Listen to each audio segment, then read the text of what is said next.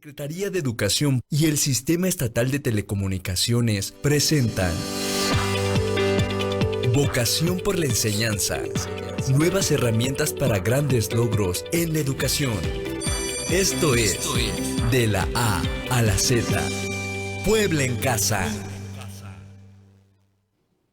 ¿Qué tal? ¿Cómo están? Muy buena tarde. Qué gusto saludarles justo a las 12 del mediodía cuando da inicio este programa de la A a la Z Puebla en Casa. Quiero agradecer la presencia y la colaboración de Alejandro Filiberto Yautensi Cruz, que es nuestro intérprete en lengua de señas mexicana, que estará con nosotros esta semana acompañándonos en esta emisión de este programa de la A a la Z Puebla en Casa. Un programa que se transmite a través de Canal 26.1 en digital, también a partir de 126 de megacable a través de esta señal y a lo largo y ancho del estado a través de toda la red estatal de radiodifusoras. El objetivo, bueno, pues ha sido claro desde el principio de darle seguimiento a esta educación desde casa, este reinicio de clases desde casa y que ha sido muy enriquecedor con todos los invitados que hemos tenido, con todos los representantes y los directivos de diferentes niveles educativos. Así que, pues hoy lunes, como todos los lunes, tenemos la presencia del secretario de Educación, Melitón Lozano, a quien le agradezco mucho, doctor, que esté con nosotros, porque además viene a compartirnos algo muy interesante que le tocó asistir y que piensa que es necesario que se comparta para que todos estemos en la misma línea. Bienvenido, buen día, secretario. Estimada Nuria, muy buenas tardes. Un placer saludarte ya en esta cuarta semana del programa. Sí. Y antes de que avance, quiero hoy, 11 de mayo, hacer una felicitación y un reconocimiento a todas las mamás por su contribución en la construcción de la sociedad, su contribución en lo económico, lo político, lo cultural, lo espiritual, y en esta fase en la que el aprendizaje se está desarrollando en casa, pues una cosa más, su contribución en el aprendizaje de sus hijos. Eso es digno de reconocer, de felicitar y de alentar. Así es que además de ser madres, son educadoras, y mi reconocimiento en este día posterior al Día de las Madres. Muy bien, muchas gracias. Una felicitación a todas ellas que de verdad están haciendo un trabajo arduo. Así ¿no? es. Pero bueno, hubo la oportunidad, me estaba comentando el secretario, que lo invitaran a una reunión muy importante que se llama Ciudades del Aprendizaje. Así es. Les comparto, me invitaron a un seminario web que se llamó Ciudades del Aprendizaje, convocado por la UNESCO, y participaron varios presidentes y presidentas municipales, regidoras. Por ejemplo, estuvo el presidente de Nuevo León, de Tecamachalco, de Huejotzingo, de Puebla, entre otros. Y todos compartieron su experiencia de cómo están enfrentando esta contingencia. Cosas muy interesantes desde la perspectiva del aprendizaje. Se hizo referencia a la relevancia de esquemas no formales en educación. Sí, sí. Y voy a tratar de compartirles esto porque es una gran oportunidad de aprendizaje para todos, no solo para los alumnos y las alumnas. Creemos que aprendizaje en casa, solo los alumnos, ¿no? Creo que podemos aprender todos. Y el cuestionamiento que yo haría es muy básico. ¿Qué pasa si después de que pase la contingencia no aprendimos y seguimos igual? Eso es clave, ¿verdad? Cómo los seres humanos tenemos que estar aprendiendo a diario y desterrar la idea de que solamente pueden aprender los niños y las niñas o los jóvenes. Hay personas adultas que dicen, no, yo ya no estoy para eso, ya no puedo aprender. Desterrar esa idea. Todos podemos aprender en toda circunstancia y en todo momento. Claro. Inclusive la neurofisiología del aprendizaje, hace mucho tiempo se pensaba que a cierta edad las neuronas ya no establecían ciertas relaciones sinápticas del aprendizaje. Hoy la plasticidad demuestra que puedes seguir aprendiendo hasta los 80, 90 años. Se siguen estableciendo estas relaciones sinápticas, que este es un fundamento más para el aprendizaje. Y que eso además promueve que siga habiendo enlaces, ¿no? Exactamente. Entonces eso creo que es muy importante. Y esta reunión con las presidentas y presidentes municipales me llevó a ciertas reflexiones. Un ejemplo, ellos compartían que en esta contingencia han tenido que tomar medidas.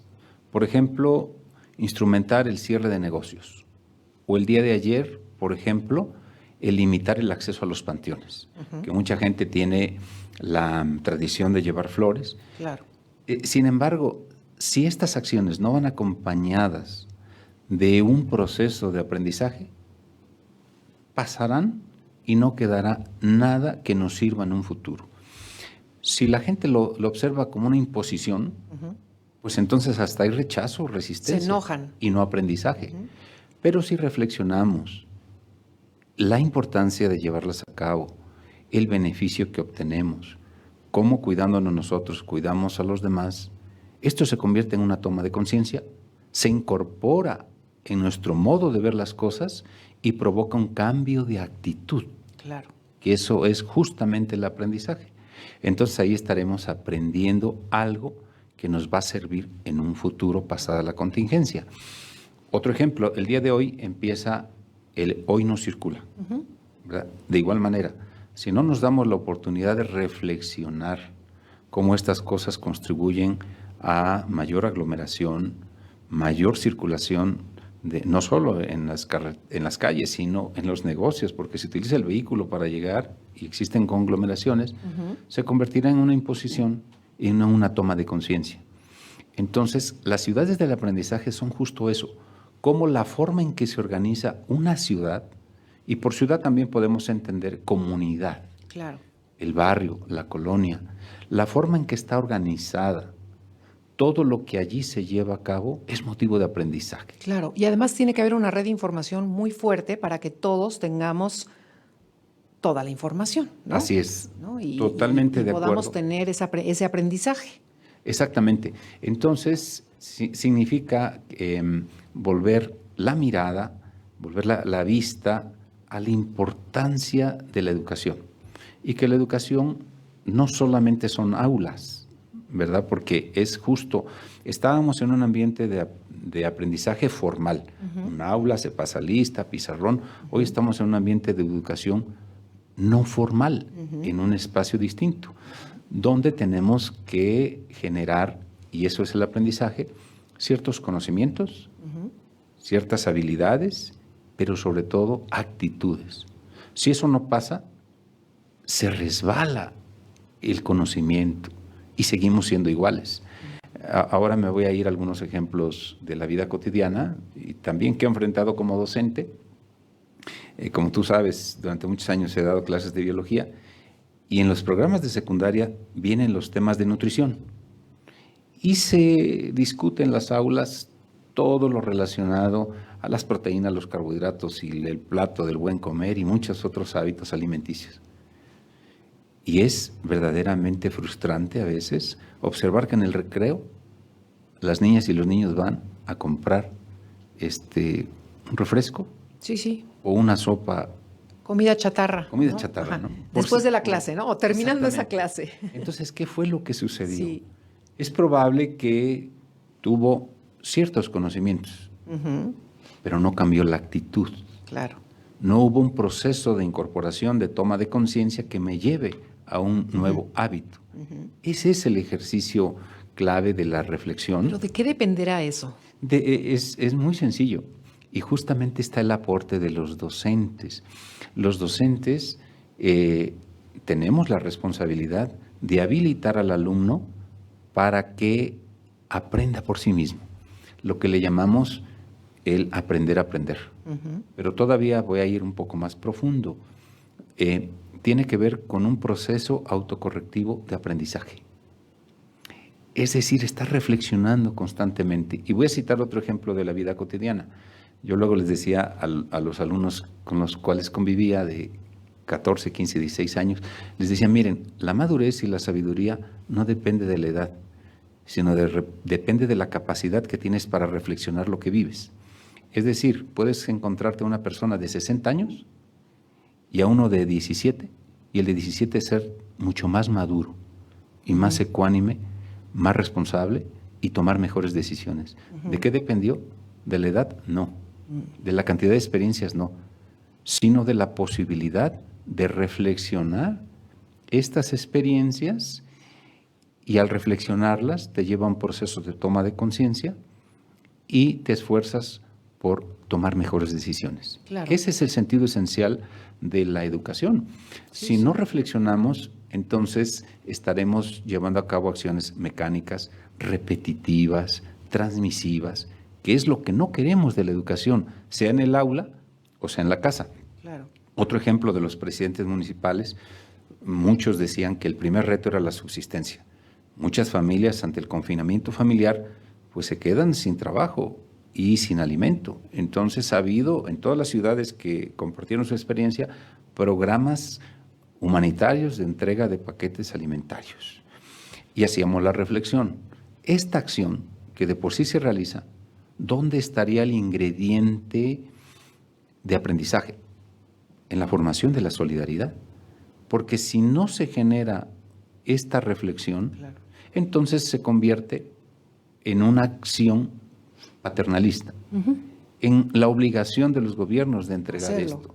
Pero no se fomenta la solidaridad entre vecinos, entre la misma familia, que ahora que hay más manos en la casa, hay que colaborar todos y no dejarle solo a las mujeres las actividades, por ejemplo, ¿no? Esas acciones de solidaridad son las que se tienen que transformar para que una vez pasada la pandemia ya no seamos los mismos, porque los retos que vamos a enfrentar son mucho mayores, como más adelante voy a irlos abordando. Sí, o sea que no vamos a ser los mismos. Eso depende del aprendizaje. Eso es justo. Claro. Por eso una comunidad, una ciudad, tiene que estar siempre intencionando el aprendizaje, porque es formadora, la ciudad es formadora. Donde uno vive, todo lo que sucede en una ciudad y cómo está organizada, genera aprendizaje, ¿no? Si uno va, por ejemplo, aquí en Puebla, a la ciudad, a un supermercado, y en el supermercado están organizados para las medidas, te dan gel, tienes que entrar con cubreboca, te obligan el cubreboca, luego existen espacios para poder hacer espera en las cajas, eso ya es aprendizaje. Sí, claro. ¿Verdad? Sin embargo, si la persona no reflexiona al respecto, lo incorpora a su vida y lo traduce en un cambio de comportamiento, claro, seguiremos iguales pasando la pandemia. Sí, sí, sí. Por eso es que este es un momento importantísimo, propicio para el aprendizaje. Alumnas y alumnos, es necesario aprender en una nueva circunstancia, autorregular su propio aprendizaje. Padres de familia, organizarse de manera diferente en la casa, ¿verdad? E ir al centro de la educación.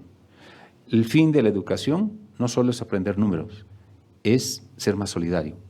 El fin de la educación no solo es aprender fórmulas químicas, es ser mejores ciudadanos, claro, responsables, tomar decisiones, y creo que eso nos va a llevar a superar adecuadamente esta pandemia, pero tener un retorno siendo distintos, pero si hacemos las cosas diferentes. Claro. Albert Einstein decía, parafraseando porque no recuerdo de memoria, decía, ¿cómo queremos obtener resultados diferentes si seguimos haciendo las cosas igual?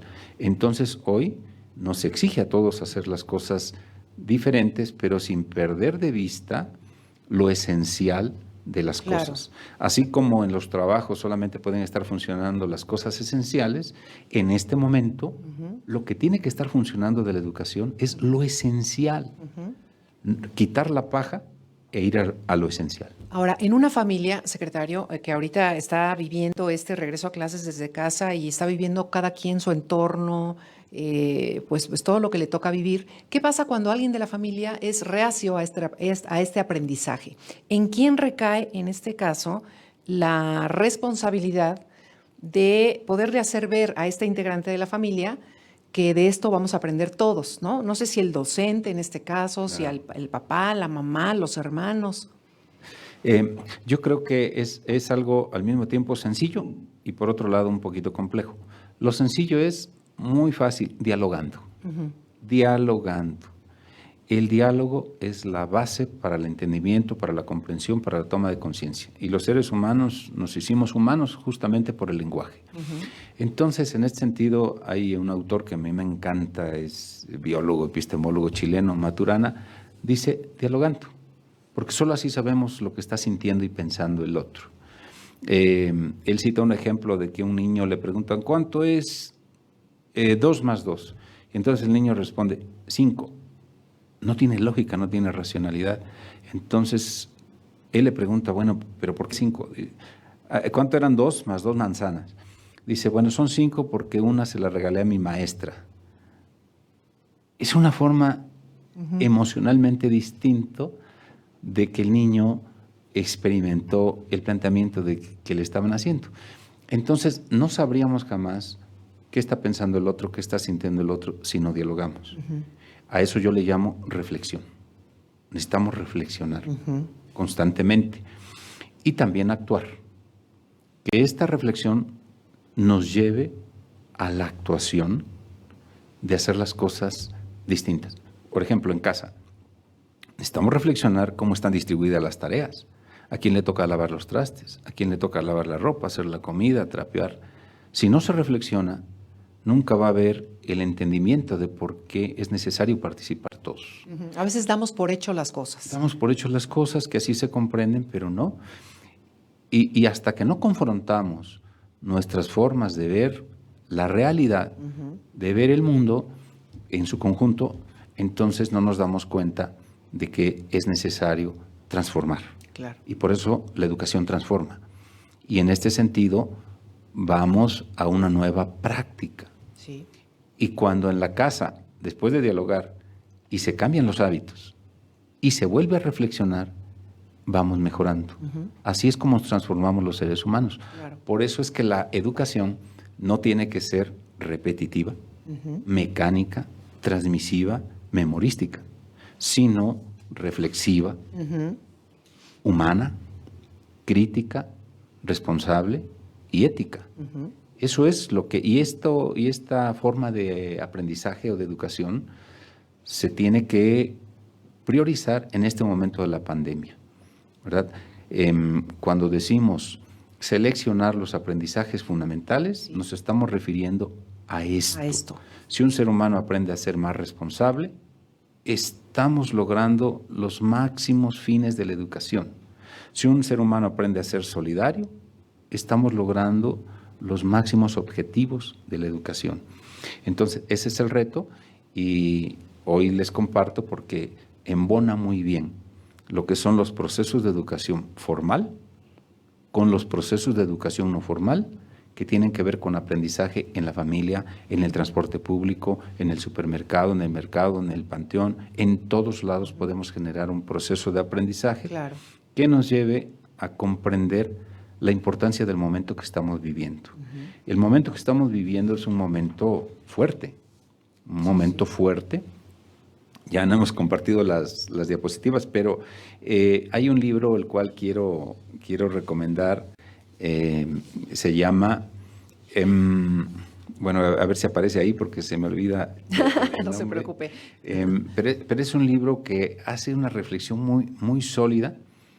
Dice, la cruel pedagogía del virus. La cruel pedagogía del virus. Es decir, este virus nos está enseñando a fuerza muchas cosas. De forma cruel. De forma cruel, claro. Sí. Yo recomiendo que lean ese libro y también recientemente el presidente de la República acaba de sacar un documento muy interesante como de 8 hojas donde habla sobre las lecciones del COVID. El presidente Andrés Manuel, entre estas lecciones, menciona una, inaugurar nuevas formas de convivencia, que van muy en sintonía con lo que acabo de comentar. Sí. El presidente dice, tenemos que inaugurar nuevas formas de convivencia en lo económico, lo político, lo cultural, y dejar de lado toda esa forma individualista, toda esa forma mercantilista de relacionarnos. También fortalecer la educación como un derecho. Todos estos años hemos vivido y se ha dejado de lado la participación del Estado en la garantía de los derechos de los ciudadanos. Y ahora está la crisis. Sí, claro. No se priorizó durante muchos años la salud pública. Y hoy encontramos que los hospitales no estaban listos, ni en equipo, ni en camas, ni en personal, porque no se había priorizado, por ejemplo, la cantidad de internistas que se requieren para terapia intensiva en una contingencia como esta. Exacto. No estaban formados en las universidades. Eso denota cómo el sistema económico, político y social, que le llamamos neoliberalismo, había colocado los énfasis en otro lado y creía que el mercado podía regular todo, y hoy nos damos cuenta que no es así. De igual forma, aprovecho para comentarles que en esta semana, el día de hoy, se presentó al Congreso la Ley de Educación del Estado. El gobernador la firmó y se va a estar discutiendo. Ya se ha venido con un proceso de discusión, pero esta semana va a pasar a aprobación al Congreso.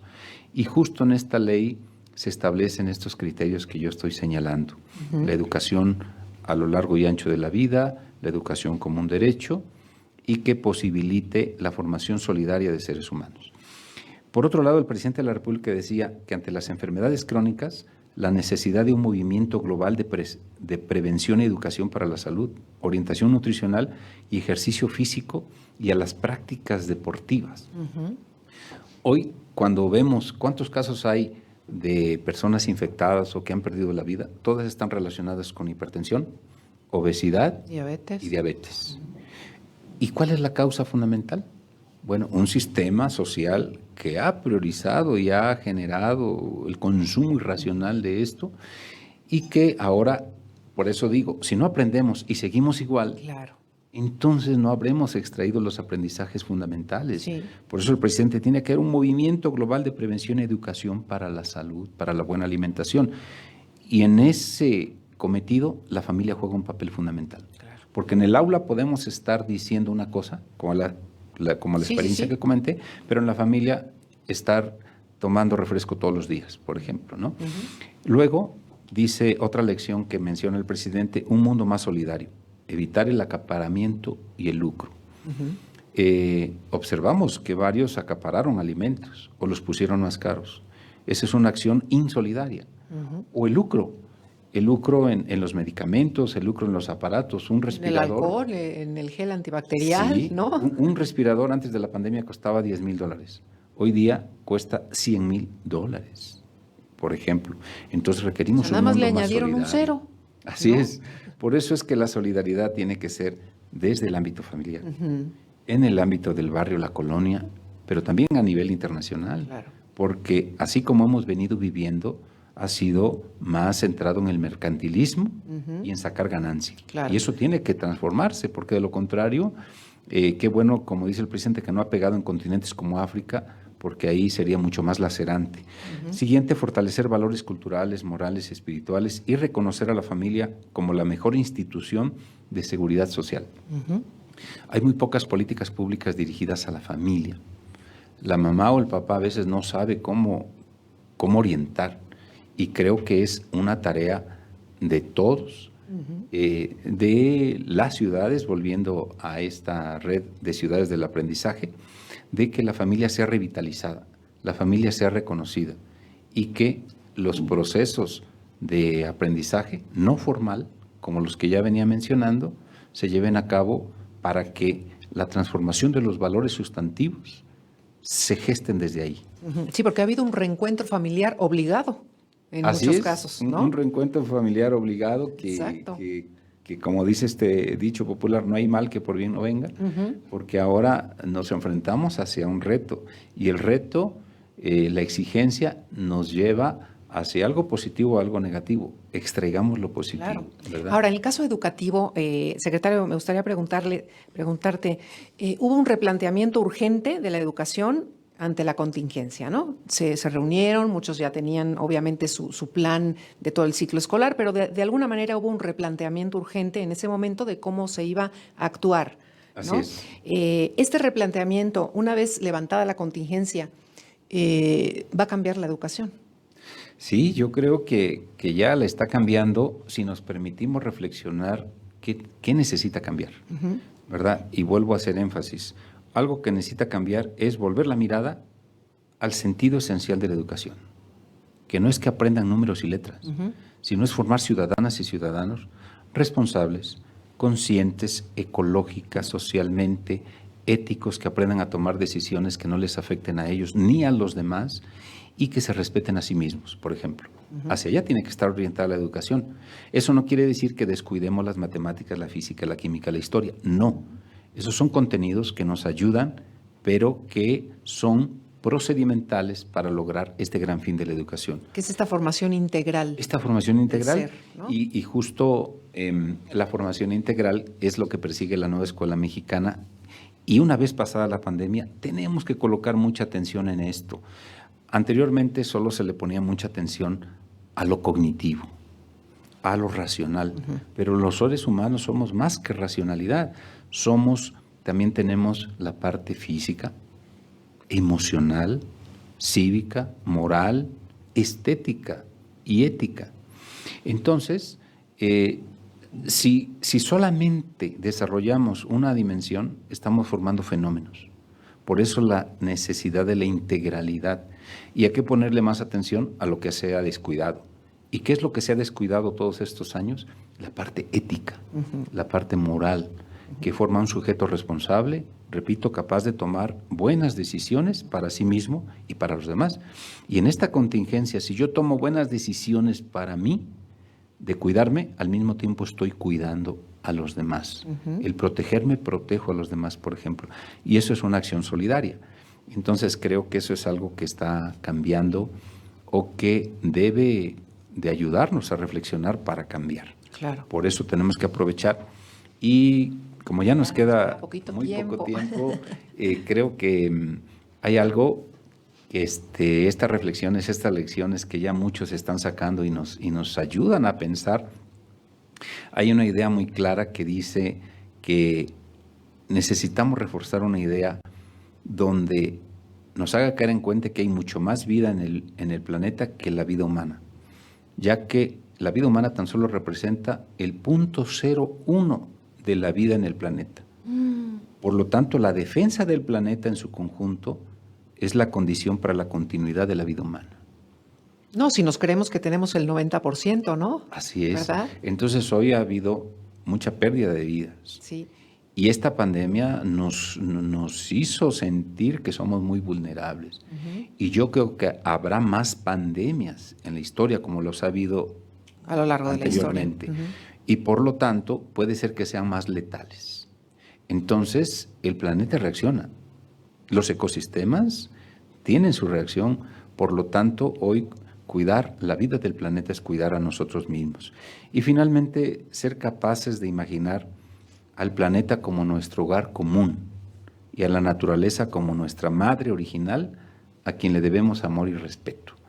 La naturaleza no nos pertenece, nosotros pertenecemos a la naturaleza. Así es. Es por ello que si tomamos conciencia más ampliamente de este gran aprendizaje, seremos seres humanos diferentes pasada la pandemia.